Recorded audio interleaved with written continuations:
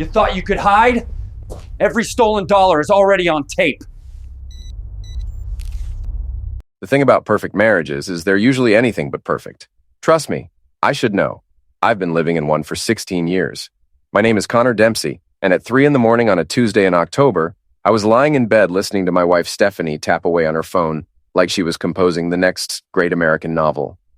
Except the only fiction in our house was the smile she gave me every morning over coffee.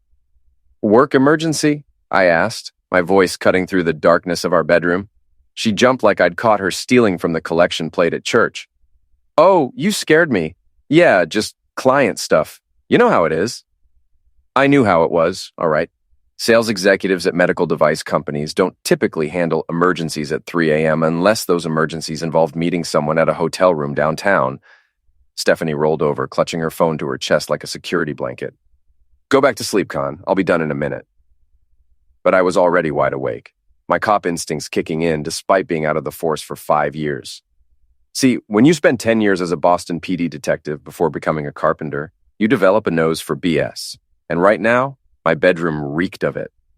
The typing continued for another 20 minutes, soft, secretive taps punctuated by the occasional stifled giggle. My wife, the woman who claimed she was too tired for conversation most nights, was having herself a grand old time with whoever was on the other end of that screen. I'd noticed the changes over the past 3 months, the way she guarded her phone, angling it away from me even when we were watching TV. The sudden interest in working out, buying clothes that were a size too small and somehow managing to fit into them. The business trips that seemed to multiply like rabbits in spring. "Stephanie," I said quietly. The typing stopped. "Yeah? Were you texting?" A pause that lasted just a heartbeat too long. "Troy, my boss. He's having issues with the Henderson account." Troy Melman. I'd met him exactly once at the company Christmas party last year. 40 years old, married with 2 kids, and the kind of guy who wore his gym membership like a badge of honor. He'd spent most of that party making jokes that weren't funny and touching women's shoulders while he laughed at his own wit. "The Henderson account," I repeated. At 3 a.m. He's in California, remember? Time difference. Except Troy Melman lived in Newton, about 20 minutes from our house in Medford. I'd seen his address on the company directory when I'd picked Stephanie up from work last month. "Right," I said. "California." She set her phone on the nightstand and curled up against me, her head on my shoulder. "Sorry, baby, I know it's annoying. This account is just really important." I wrapped my arm around her, feeling the silk of her new nightgown, another recent purchase I didn't remember her wearing for me. "It's okay, just try to get some sleep." But as I lay there listening to her breathing even out, my mind was racing. 3 months of late nights, secret phone calls, and a wife who seemed more interested in her reflection than her family. 3 months of excuses that almost made sense, but not quite. The next morning, I was up before dawn, sitting at our kitchen table with a cup of coffee, and watching the sun come up over our neighborhood. Medford wasn't fancy, but it was home. Blue-collar families mixed with young professionals, everyone trying to make something of themselves. The kind of place where people still waved to their neighbors and kids could walk to school without their parents having panic attacks. "Morning, Dad!" I looked up to see my son Jamie shuffling into the kitchen, his dark hair sticking up in 3 different directions. At 16, he was all elbows and attitude, but he was a good kid, smart as hell and loyal to a fault. Traits he'd inherited from me, according to everyone who knew us. "Morning, kiddo. Sleep okay?" He grabbed a bowl from the cabinet and started pouring cereal. "Better than you, apparently. Mom said you were up half the night." "Your mother was up too?" "Yeah, I heard her talking on the phone around 3. Thought maybe Grandma Lynn was sick or something." Grandma Lynn had been dead for 6 years. I watched my son eat his breakfast, this kid who trusted his parents to tell him the truth about the world, and felt something cold settle in my stomach. Whatever was going on with Stephanie, Jamie didn't deserve to get caught in the crossfire. "Dad, you okay?" I forced a smile. "Yeah, just thinking about work. Mrs. Patterson wants me to redo her entire kitchen, and I'm trying to figure out the logistics."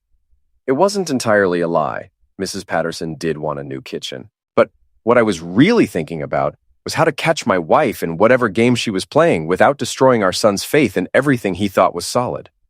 Stephanie appeared in the doorway wearing a black dress I'd never seen before, her hair and makeup already perfect despite the early hour. "Morning, boys," she said, kissing Jamie's forehead before moving to the coffee pot. "Con," I might be late tonight. Troy wants to take the team out for dinner to celebrate the Morrison contract. The Morrison contract? The one I've been working on? I told you about it last week. I was pretty sure she hadn't, but I nodded anyway. Right, where are you going? That new place in Back Bay. Mistral, I think? Mistral had been closed for renovations for 2 months. I knew because I'd been part of the crew that had worked on their dining room. Sounds nice, I said. She smiled, the same bright smile she'd been giving me for 16 years, except now, it felt like looking at a photograph of someone I used to know. After she left for work, and Jamie caught his bus to school, I sat alone in our kitchen and tried to figure out what the hell had happened to my life. 6 months ago, we'd been planning a vacation to Ireland for our 17th anniversary. We'd talked about Jamie's college prospects and whether we should refinish the hardwood floors in the living room. Normal married couple stuff. Now I was sitting here wondering if my wife was screwing her boss and lying to our son about it. My phone buzzed with a text from my brother Paul. Coffee? I've got news. Paul was 2 years older than me and twice as paranoid, the kind of guy who read conspiracy theories for fun and kept emergency supplies in his basement. But he was also loyal as a dog and had never steered me wrong when it mattered. I met him at Murphy's Diner, a greasy spoon near his house where the coffee was strong and the waitresses had been working there since the Carter administration. You look like hell, he said by way of greeting. Thanks. You said you had news? Paul leaned forward, lowering his voice like we were discussing state secrets. I've been cleaning out Dad's attic, right? Going through all the boxes Mom left behind. Our parents had died within 2 years of each other. Dad from a heart attack, Mom from cancer. Paul had inherited the house and had been slowly working through decades of accumulated stuff. Find anything interesting? That's the thing. He pulled out his phone and showed me a photo of a cardboard box labeled personal in our mother's handwriting. I found this hidden behind the insulation in the back corner. It's full of cassette tapes. So they're labeled with names. Yours, mine, even one for Stephanie. His expression was grim. Con, I think Mom was recording conversations, private stuff, family secrets. I stared at the photo, trying to process what he was telling me. That doesn't sound like Mom. Doesn't it? Think about it. She always knew everything about everyone in the neighborhood. Remember how she'd casually mention things about the neighbors that they'd never told her directly? I did remember. Mom had been the unofficial information hub of our street, always knowing who was getting divorced, who was having money troubles, who was cheating on whom. I'd assumed it was just the normal neighborhood gossip network. There's a tape labeled Con Truth, Paul continued, and one that says Stephanie Warning. I haven't listened to them yet. Thought you should be there. A chill ran down my spine. When did she make these? Based on the dates on some of the other boxes, I'd say within the last 5 years of her life. Right around the time you and Stephanie were having those problems. The problems. 3 years ago, Stephanie and I had gone through a rough patch. Money was tight, Jamie was going through his rebellious phase, and we'd been fighting more than usual. We'd worked through it, or so I'd thought, but apparently my mother had been paying closer attention than I'd realized. Paul, this is crazy. Mom wouldn't have what? Looked out for her sons, protected her family? He leaned back in his chair. Look, maybe it's nothing. Maybe it's just her recording herself talking about her day or whatever. But given what you've been telling me about Stephanie lately, I hadn't told him much, just that things felt off. But Paul had always been perceptive, especially when it came to reading between the lines. Where are the tapes now? Safe at my house. The question is, do you want to know what's on them? I thought about Stephanie's phone calls at 3 a.m, her lies about restaurants that were closed, her sudden transformation from suburban mom to whatever she was becoming. I thought about Jamie, trusting and innocent, and the way my wife had kissed his forehead this morning, like she wasn't busy destroying everything he thought was real about his family. Yeah, I said. I want to know. We finished our coffee in silence, both of us lost in our own thoughts. As we walked out to the parking lot, Paul grabbed my arm. Con, whatever's on those tapes, it might change things. Are you ready for that? I looked back at the diner, at the normal people having normal conversations about normal problems, and realized I was already past the point of no return. My marriage was either solid or it was a lie, and either way, I needed to know which one it was. I'm ready, I said. But as I drove home to my empty house, I wondered if anyone was ever really ready to learn that everything they'd believed about their life was wrong. Paul's house looked the same as it had when we were kids, a two-story colonial with green shutters and a front yard that needed more attention than it got. The only difference was the security cameras he'd installed last year, because Paul didn't trust anyone or anything, including the mailman. "They're in the basement," he said, leading me through the kitchen. "I set up Dad's old stereo system so we can listen properly." The basement smelled like dust and old wood, with boxes stacked against every wall. Paul had created a small listening area near his workbench, complete with 2 folding chairs and a cassette player that looked like it belonged in a museum. "I found about 20 tapes total," he said, gesturing to a cardboard box on the table. "Most of them are labeled with dates or names. Some are just random conversations, but others—" He trailed off, pulling out a cassette with my name written on it in Mom's careful handwriting. "Con, Truth," was written in black marker, dated 3 years ago. My hands were shaking as I took the tape. "Did you listen to any of them?" "Just enough to figure out what they were. Con, I think Mom was recording phone conversations. The sound quality is too good for hidden recordings, but there are voices I don't recognize." I slid the tape into the player and hit play. There was a moment of static, then our mother's voice, clear as if she were standing right there with us. "Connor, if you're listening to this, then something has happened to me and Paul found my insurance policy. I hope I'm wrong about what I'm going to tell you, but I've been watching and listening, and I think your wife is going to break your heart." I felt like I'd been punched in the stomach. Paul reached over and paused the tape. "You sure you want to hear this?" I nodded, not trusting my voice. He hit play again. "I started paying attention about 6 months ago when Stephanie began acting different at family dinners. More secretive, more defensive when you'd ask simple questions about her day. Then I noticed she was getting phone calls during our Sunday visits, calls she'd take in the other room. So I started listening." There was a pause, then Mom's voice continued, sadder now. "I recorded 3 phone conversations between Stephanie and a man named Troy. I won't play them for you now. They're on another tape if you need proof. But Connor, she's having an affair, has been for months, and it's not just physical. They're making plans." My vision blurred. I gripped the arms of my chair so hard my knuckles went white. "The worst part is how she talks about you. Like, you're an inconvenience. Like, you're something she has to manage until she can figure out how to get rid of you. She told him you're too trusting and too stupid to figure it out. Those were her exact words." Paul stopped the tape again. "Con, we don't have to—" "Keep going." Mom's voice filled the basement again, and I could hear the anger beneath her careful words. "I'm making this recording because I know you, Connor. You're going to want to fight for your marriage. You're going to think you can fix this, that if you just try harder or love her more, she'll come back to you. But son, she was never really with you to begin with, not the way you thought."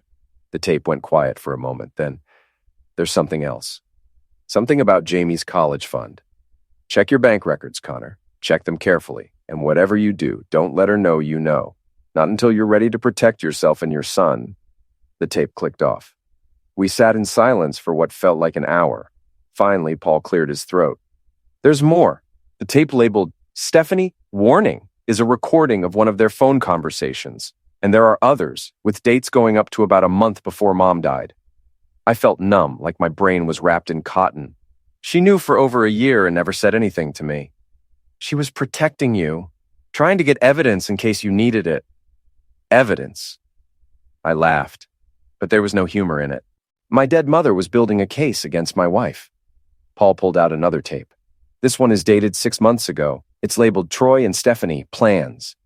I didn't want to hear it. I wanted to go home, pretend this conversation had never happened, and go back to believing my wife was just going through a phase.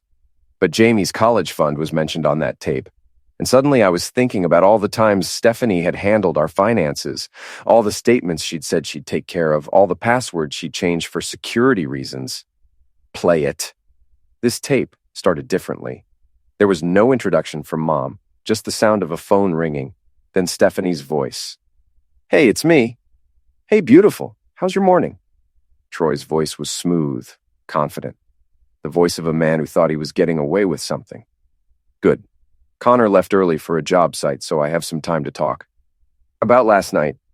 "God, Troy, you can't keep doing that thing with your tongue. I nearly screamed." I closed my eyes, but Paul kept the tape running. When are you going to tell him? Troy asked. Soon. I'm just trying to figure out the logistics. The house, Jamie's college money, all of it. You could just leave. File for divorce. And get what?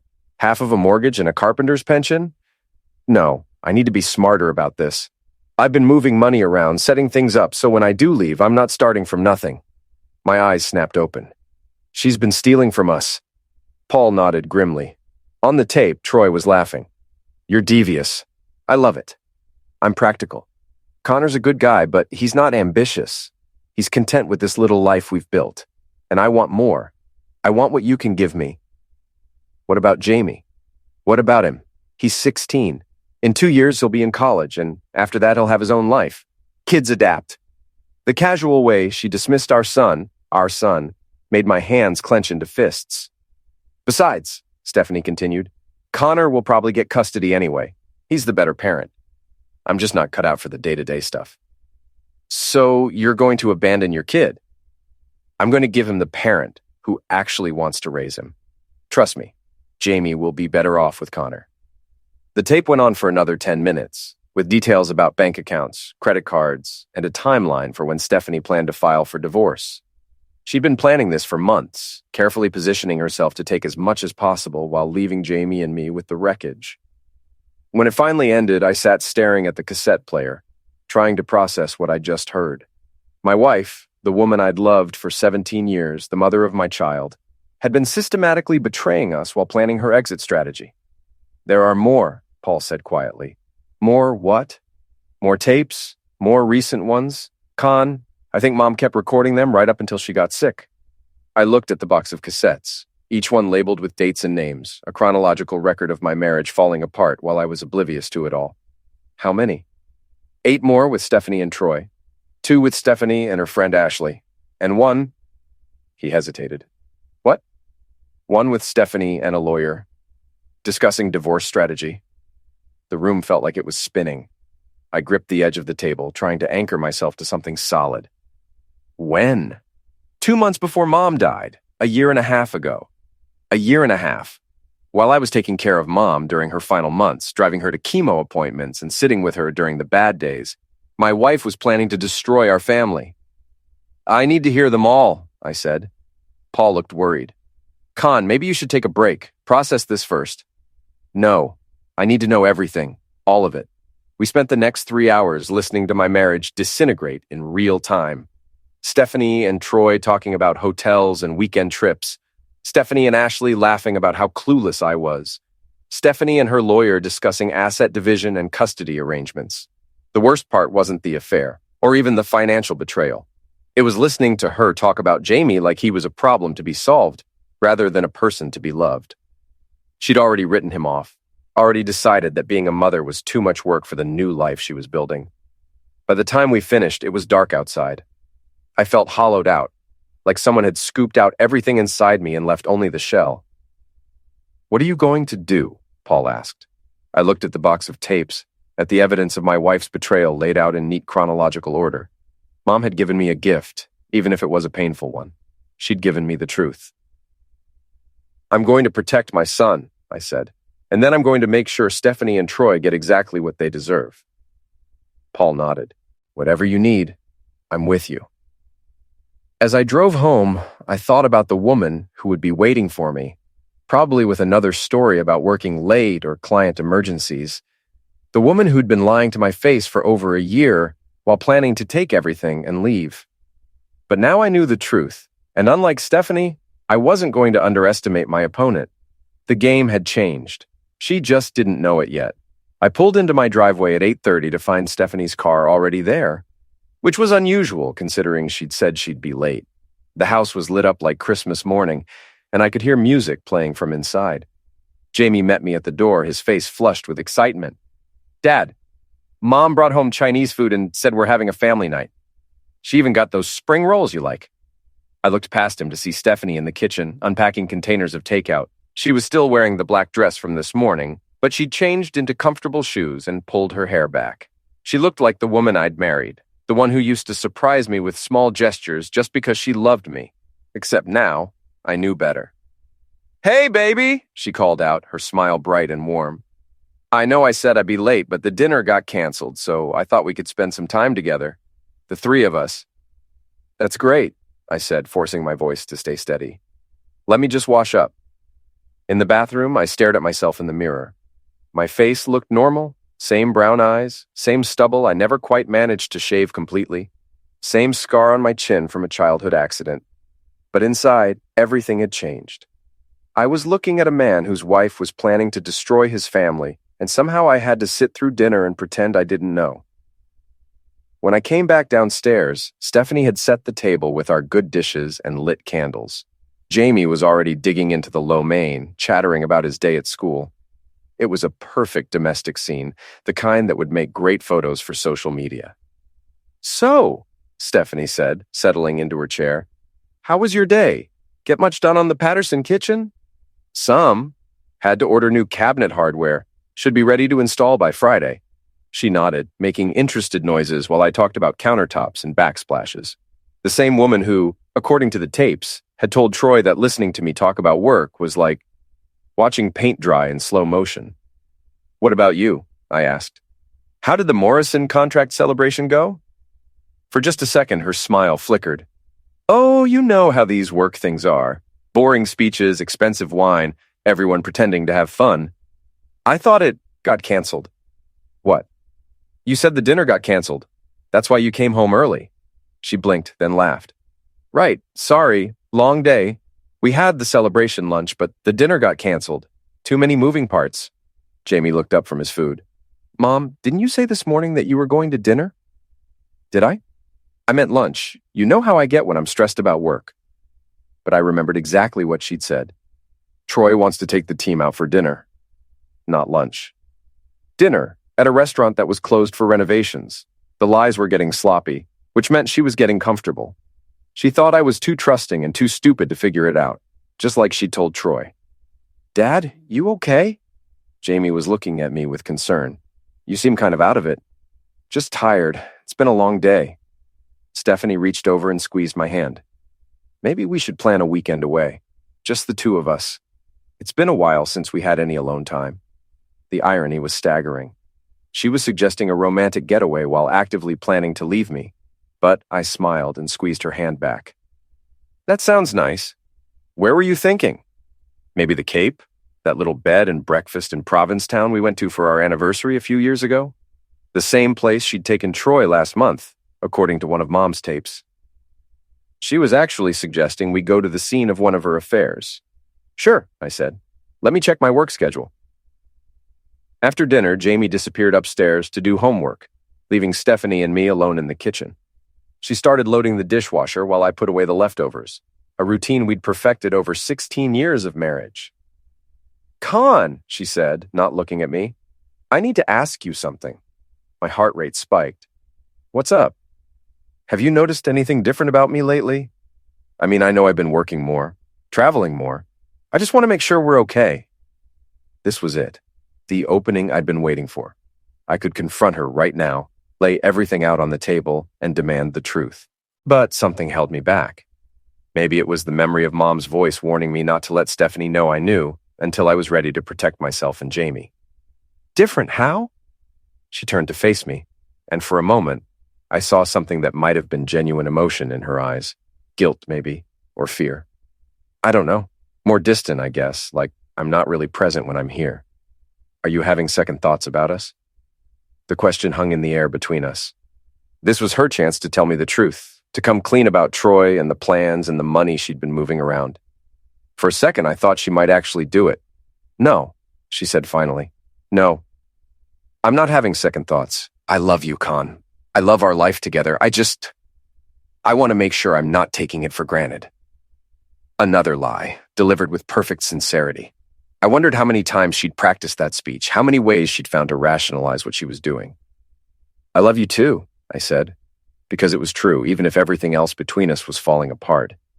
She smiled and kissed me, a soft, sweet kiss that reminded me of when we were young and everything was possible. Then she went upstairs to take a shower, leaving me alone with the dishes and the weight of everything I now knew. My phone buzzed with a text from Paul. "You okay? Need anything?" I typed back, I'm fine. Need time to think.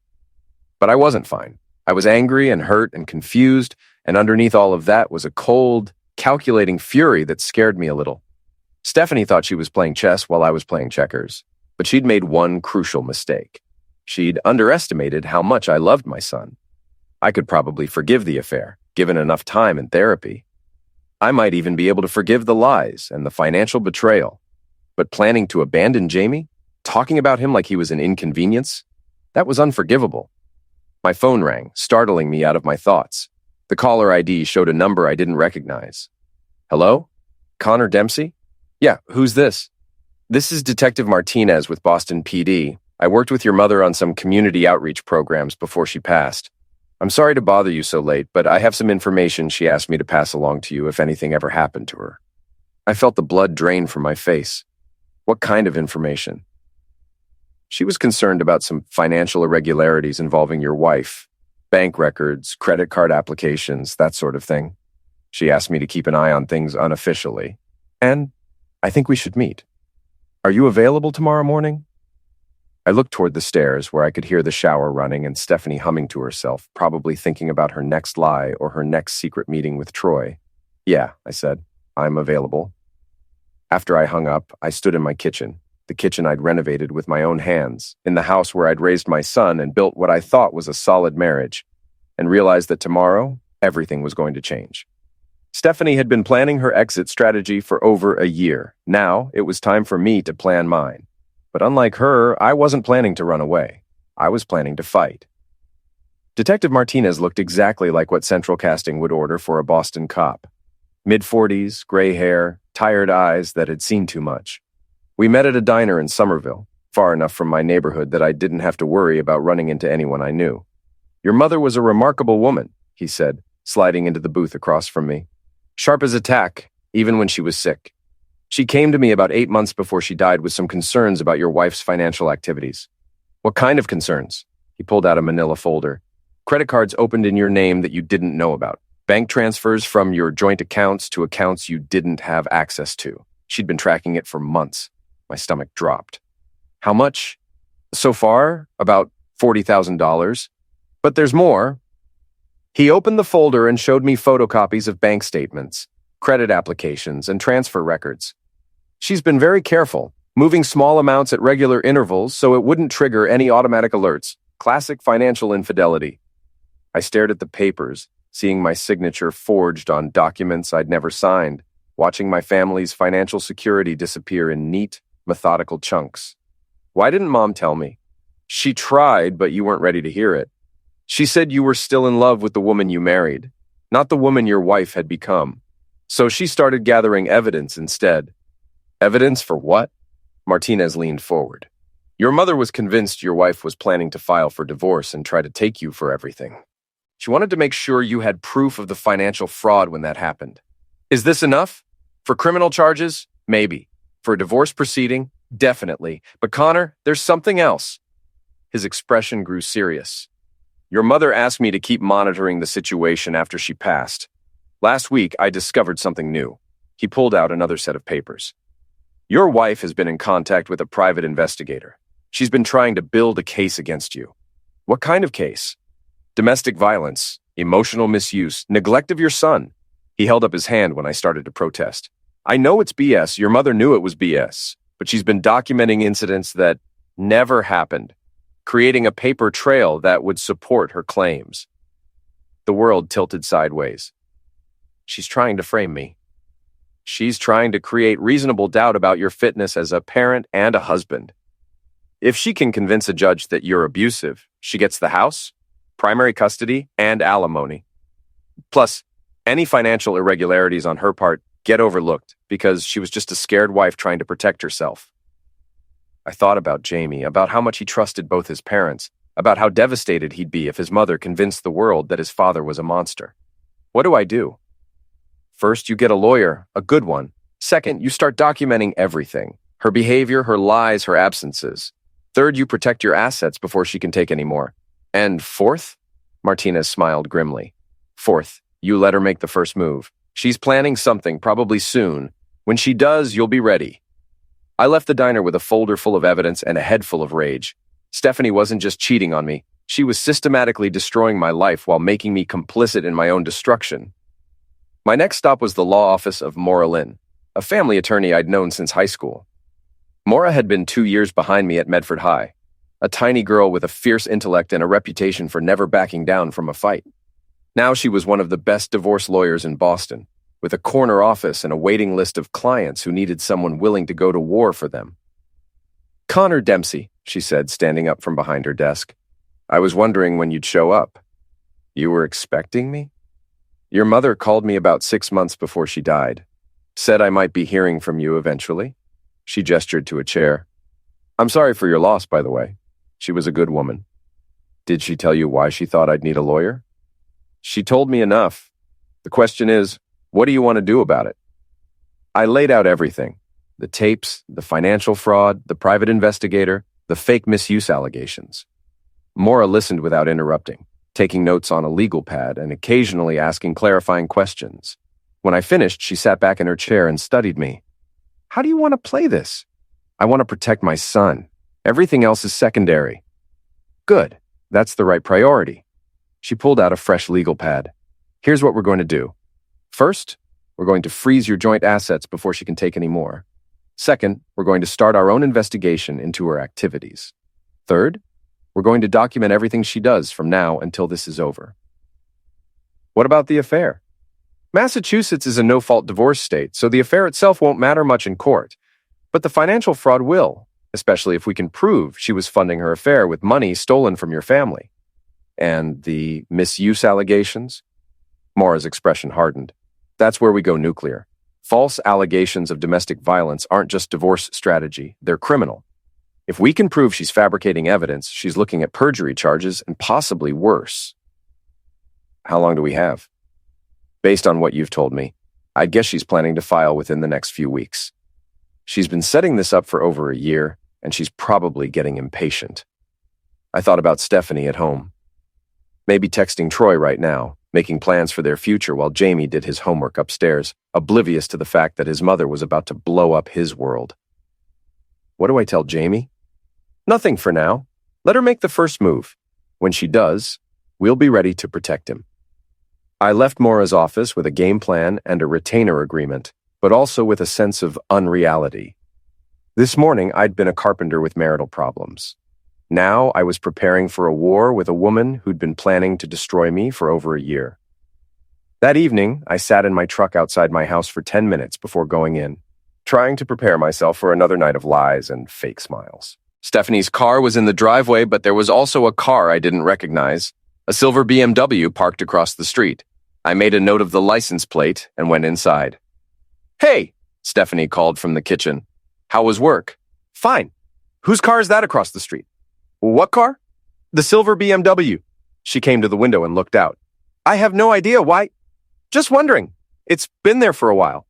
But as I watched her face, I saw something flicker across her expression. Recognition, maybe? Or concern. She knew whose car it was. "Probably just someone visiting the Johnsons," she said, but her voice was a little too casual.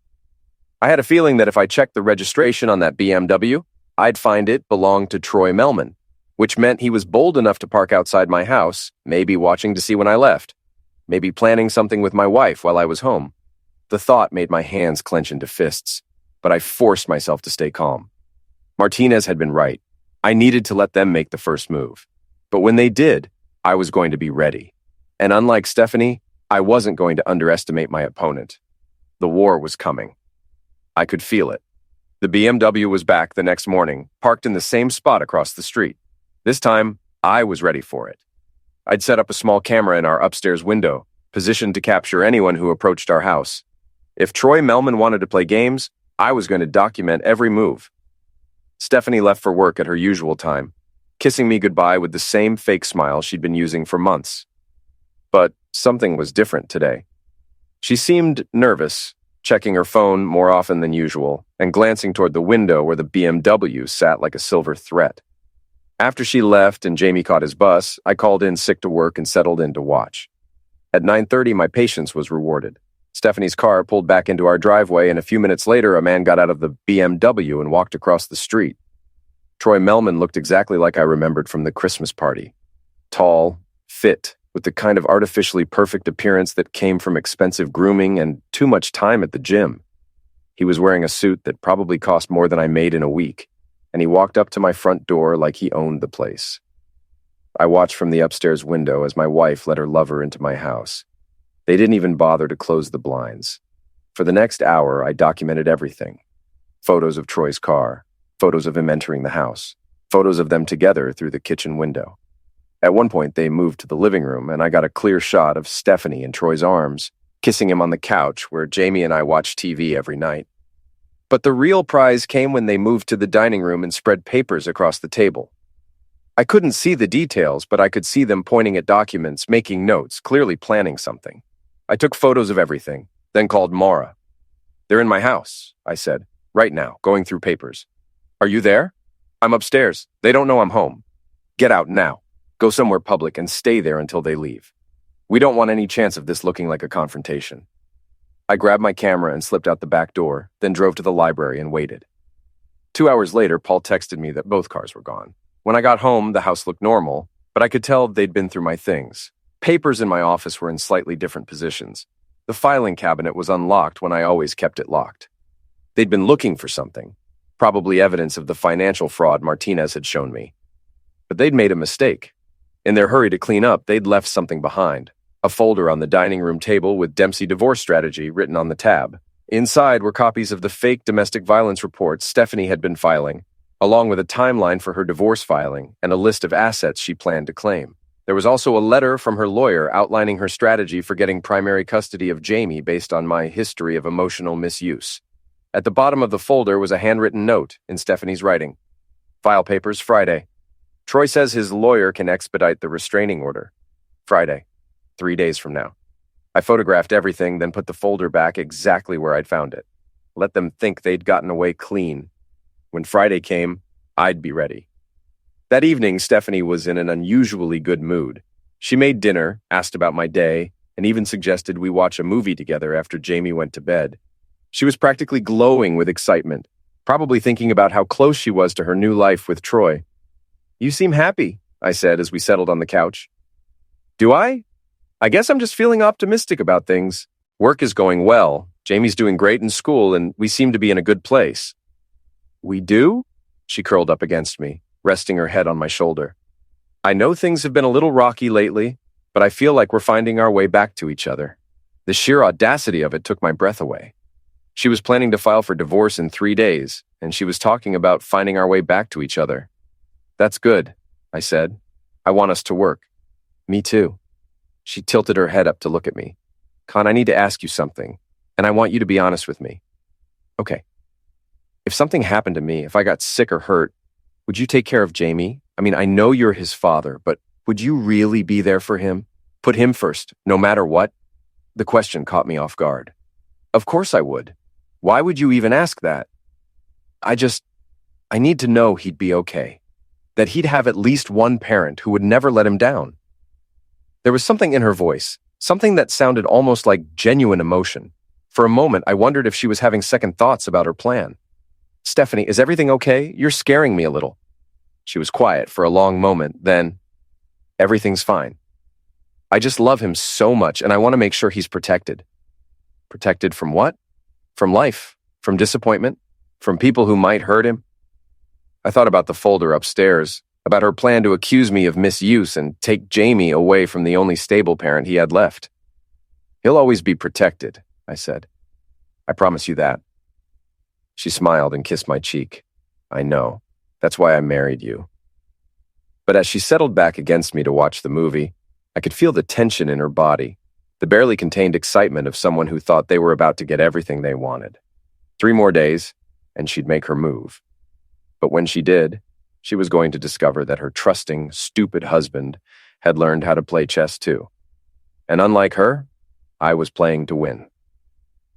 Friday morning arrived, gray and cold, with the kind of October wind that stripped the last leaves from the trees and sent them skittering across the pavement like small, desperate animals. I was up before dawn, sitting in my kitchen with coffee and the weight of what was coming. Stephanie had left early for what she claimed was a breakfast meeting with a client. Jamie was still asleep upstairs. The house felt different, like it was holding its breath. My phone buzzed with a text from Maura. Process server will be at your office around 10 a.m. Are you ready? I texted back, ready. But I wasn't ready. How could anyone be ready for their life to explode? At 8:30, I kissed Jamie goodbye as he left for school, watching him walk to the bus stop with his backpack slung over one shoulder and his earbuds in. He had no idea that by the time he came home, his world would be completely different.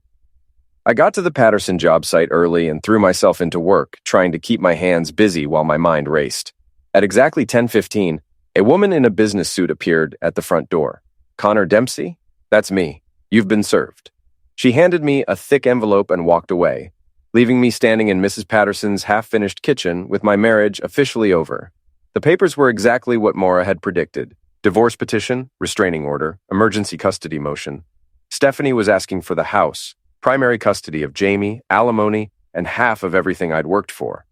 The restraining order accused me of escalating emotional misuse and threats of physical violence, and prohibited me from coming within 500 feet of her or contacting her except through lawyers.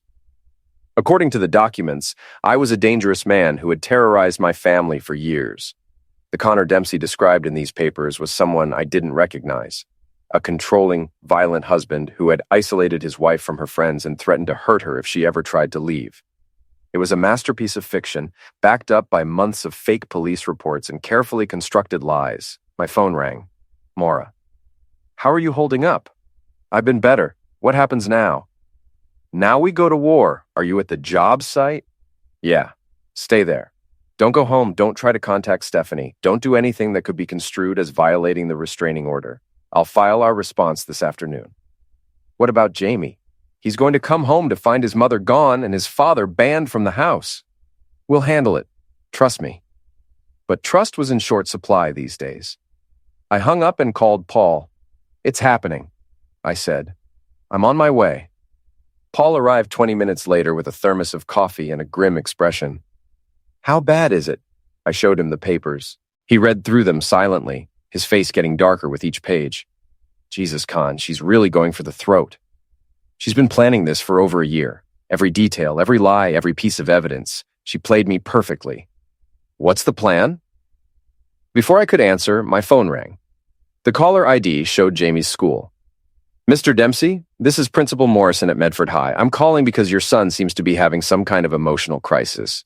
His mother picked him up about an hour ago, but she said you were unavailable. Is everything all right? My blood turned to ice. She picked him up? Yes, she said there was a family emergency and that you were dealing with some legal issues. She had all the proper identification, so we released him to her custody.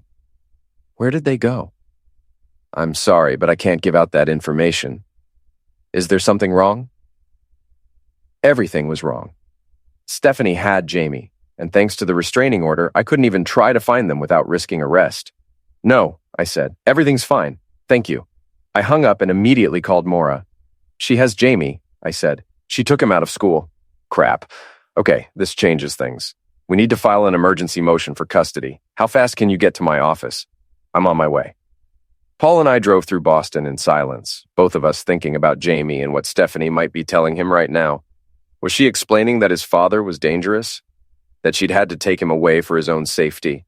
Was she turning my son against me with the same methodical precision she'd used to destroy everything else? Maura's office was a flurry of activity when we arrived. She had 3 assistants working on different aspects of our response, and her desk was covered with documents, photographs, and evidence folders. Sit, she said, not looking up from her computer. I'm filing for emergency custody based on parental abduction and fraud. The good news is that we have evidence of her financial crimes and the fake misuse allegations. The bad news is that she got the first move, and judges tend to be cautious about removing children from their mothers. What are our chances? Honestly, 50-50. Maybe better if the judge actually looks at our evidence instead of just rubber stamping her petition. My phone buzzed with a text from an unknown number. Daddy, Mom says you're sick and need help. We're staying at Aunt Sarah's until you feel better. I love you. Jamie. Stephanie was using my son to deliver her messages, knowing I couldn't respond without violating the restraining order. I showed the text to Maura. She swore under her breath.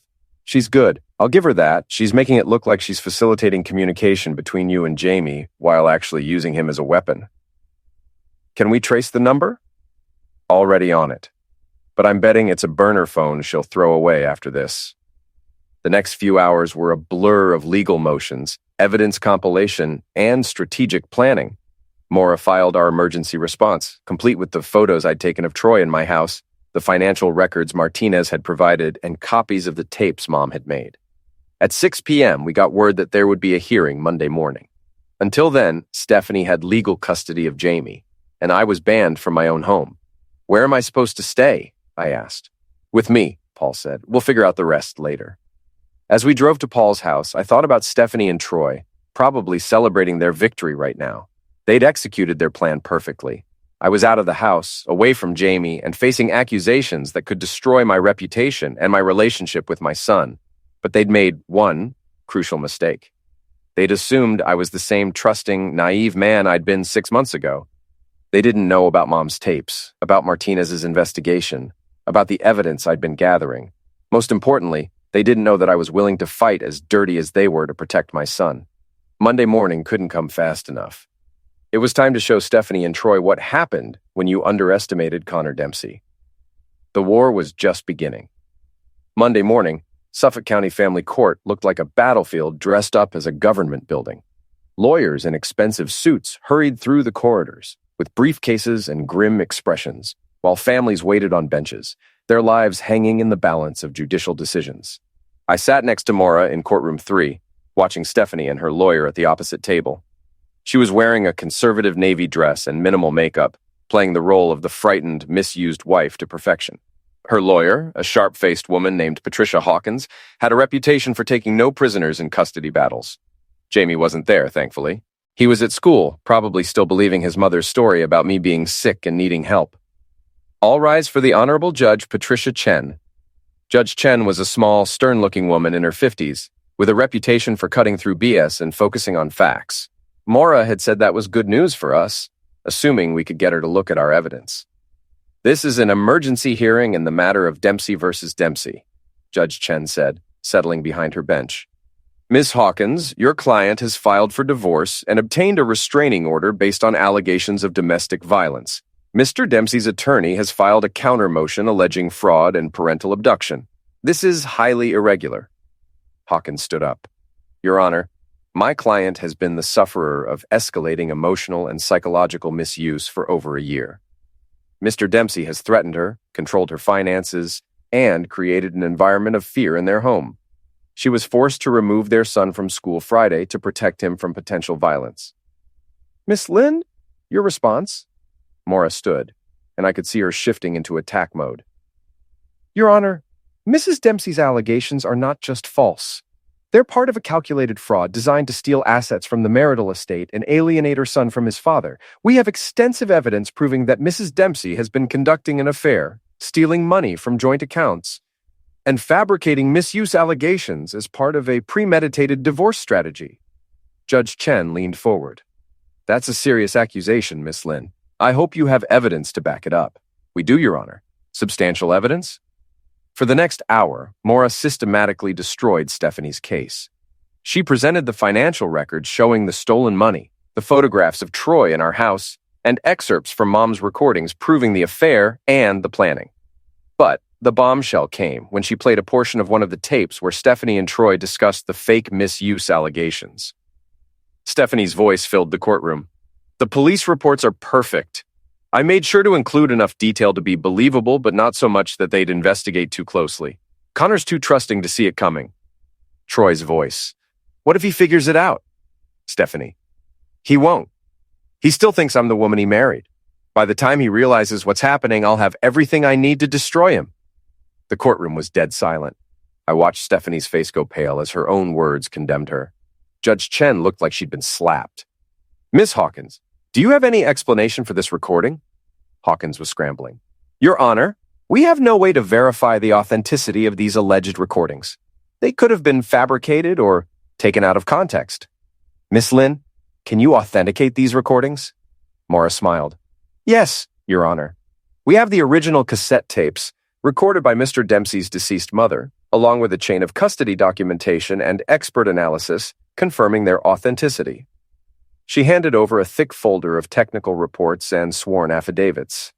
Judge Chen spent several minutes reviewing the documents, her expression growing darker by the page.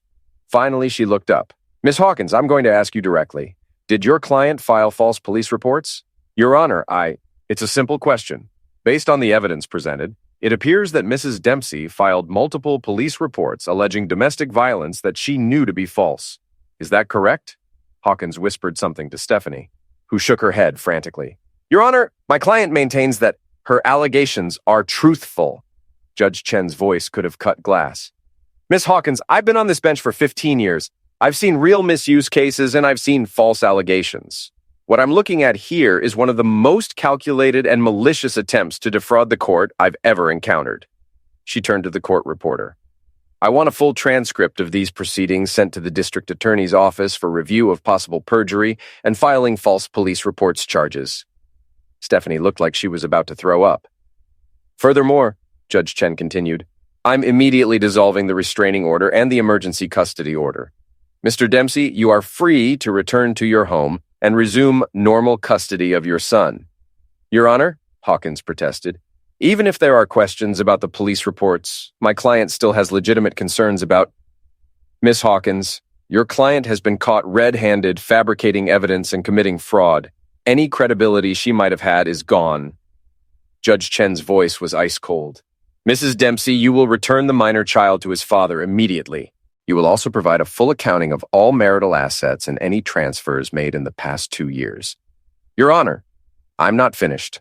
Given the evidence of financial fraud and false allegations, I'm ordering that Mrs. Dempsey be prohibited from accessing any joint accounts or making any major financial decisions without court approval. She will also undergo a psychological evaluation before any custody arrangements are finalized. The judge looked directly at Stephanie. Mrs. Dempsey, you came into my courtroom with serious allegations of misuse. Instead, you've shown me that you are willing to lie under oath, steal from your family, and use your own child as a weapon in your personal vendetta. I find your behavior reprehensible. Stephanie was crying now, but they weren't tears of sadness. They were tears of rage and humiliation. Her perfect plan had collapsed in spectacular fashion. We'll recess for 30 minutes to allow Mrs. Dempsey to arrange for the return of the minor child. When we reconvene, I want a full financial disclosure and a timeline for the return of all stolen assets. As the judge left the courtroom, I felt like I could breathe for the first time in days. Maura was grinning like she'd just won the lottery. How did you know she'd react like that? I asked. Judge Chen has 3 kids of her own. She takes a very dim view of parents who use children as weapons. Plus, your mother's recordings were a prosecutor's dream, clear evidence of premeditation and fraud. Across the courtroom, Stephanie was having what looked like a heated argument with her lawyer. Hawkins kept shaking her head and pointing at the door, clearly trying to get her client to cut her losses. But Stephanie wasn't done fighting. As we packed up our materials, she stood up and walked over to our table. This isn't over, Connor, she said, her voice low and venomous. You think you've won, but I know things about you that... Mrs. Dempsey, Maura interrupted. I'd advise you not to make any threats in a courthouse. You're already looking at potential criminal charges. Stephanie's eyes were wild, desperate. The composed, calculating woman from the recordings was gone, replaced by someone who looked capable of anything. You have no idea what you've done, she whispered. No idea what's coming. Then she turned and walked out, leaving behind the wreckage of her carefully constructed lies. Should I be worried about that? I asked Maura. Probably. Desperate people do desperate things, but legally she's finished. The question now is what she'll do when she realizes her life as she planned it is over. An hour later, I was standing in the parking lot of Jamie's school, waiting for him to come out. Stephanie had been forced to call the school and authorize his release to me, though I could only imagine what that conversation had been like. When Jamie saw me, his face lit up with relief and confusion. Dad, Mom said you were sick. Are you okay? I hugged him tight, breathing in the familiar scent of his shampoo and teenage boy sweat. I'm fine, kiddo. There was just some confusion about some legal stuff. Nothing for you to worry about. Legal stuff? Grown-up problems. The important thing is that we're together now. As we drove home, Jamie peppered me with questions about where I'd been, why Mom had seemed so upset, and what was going on with the family. I gave him vague answers, trying to protect him from the worst of it, while still being honest about the fact that his parents were getting divorced. "Is it because of something I did?" he asked as we pulled into our driveway. "No, Jamie, God, no. This has nothing to do with you. Sometimes adults just grow apart, but no matter what happens between your mom and me, we both love you more than anything in the world." It was a lie, at least the part about Stephanie. But it was a necessary one. Jamie would learn the truth about his mother eventually, but he didn't need to learn it today. That evening, as we sat in our kitchen eating pizza and trying to pretend everything was normal, I thought about Stephanie's parting words in the courthouse. She'd said this wasn't over, that she knew things about me. What could she possibly know that was worse than what she'd already tried to do? I was about to find out. The answer came at 2 a.m. when my phone started ringing.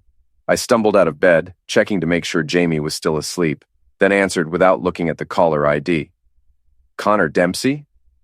"Yeah, who's this?" "This is Sergeant Williams with Medford PD. We need you to come down to the station. There's been an incident involving your wife."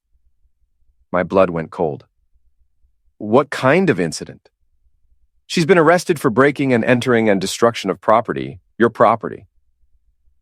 I threw on clothes and drove to the police station, my mind racing. What had Stephanie done now? Sergeant Williams was waiting for me in the lobby, a heavy-set man with tired eyes and the patient demeanor of someone who'd seen everything twice. "Your wife was arrested about an hour ago," he explained as he led me through the station. "Neighbors called in a disturbance at your address. When officers arrived, they found her inside your house, destroying furniture and personal belongings. She has a key. How is that breaking and entering? Judge's order from this morning prohibited her from entering the marital home without permission. She violated that order." He handed me a folder of photos. "These are pictures of the damage." I flipped through the photos, my stomach sinking with each image. She'd destroyed everything. Furniture overturned, family photos smashed, holes punched in walls. My office was the worst. Papers scattered everywhere, my computer smashed, filing cabinets overturned. But the photo that made my hands shake was the last one. Jamie's bedroom, torn apart like a tornado had hit it. His posters ripped down, his desk overturned, his clothes scattered across the floor. "She destroyed my son's room," I said, my voice barely controlled. "Yeah, that's what really got the neighbors' attention. They heard her screaming something about making him pay and destroying everything he cares about." "Where is she now?" "Holding cell. Her lawyer's trying to get her released, but given the restraining order violation and the destruction of property, she's looking at serious charges." I thought about Jamie, asleep at home, and what his face would look like when he saw what his mother had done to his room. "Can I see her?" Williams looked surprised. "You sure that's a good idea? I need to know why she did this." He led me through a series of locked doors to the holding area. Stephanie was sitting on a bench in a small cell, still wearing the navy dress from court, but now wrinkled and stained. Her perfect makeup was smeared, her hair disheveled. She looked up when she saw me, and for a moment I saw something that might have been shame in her eyes.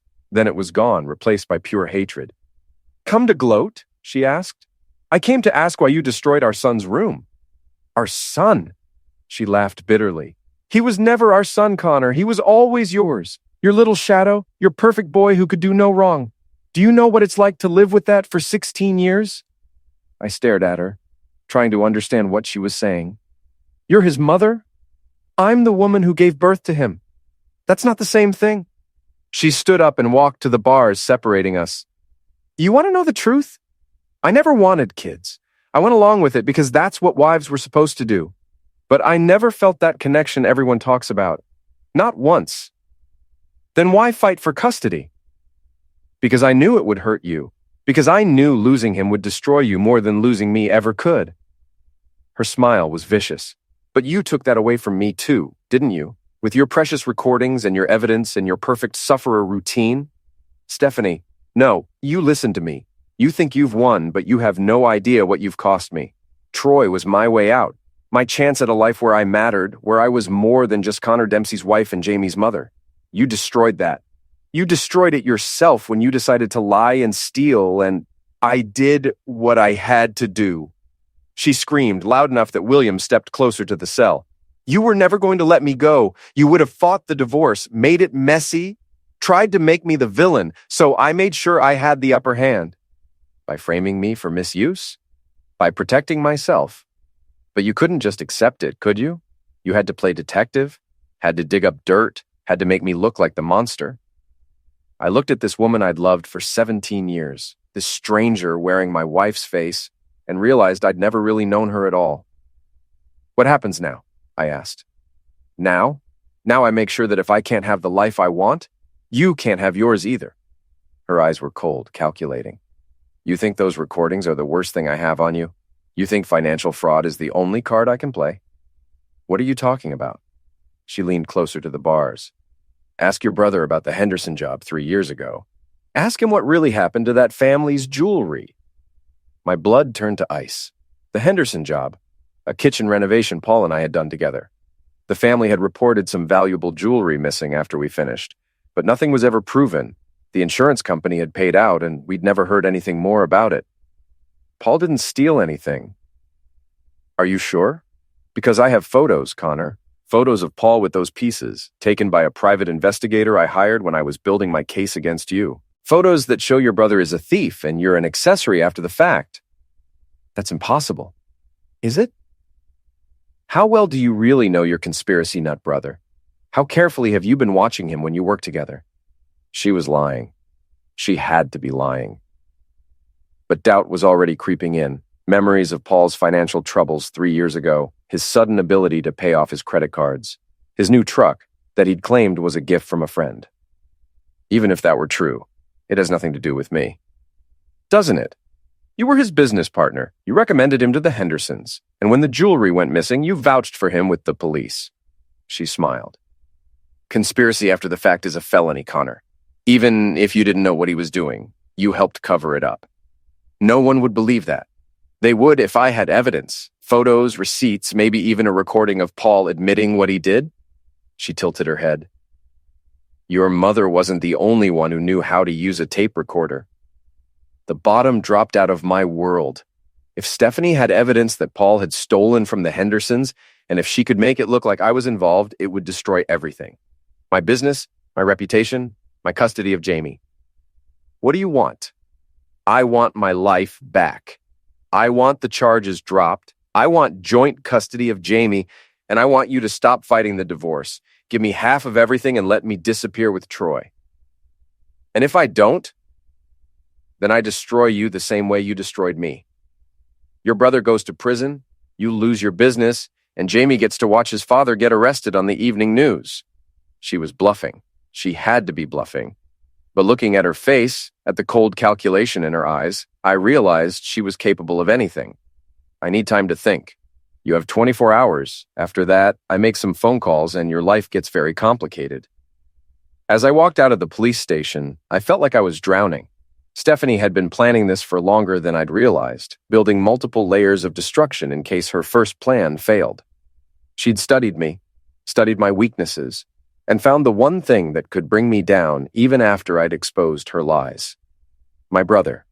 My loyal, paranoid, possibly criminal brother. I sat in my truck in the police station parking lot and called Paul.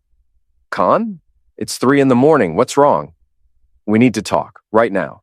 About what? About the Henderson job. About what really happened to that jewelry. There was a long pause. I'll be right there, he said.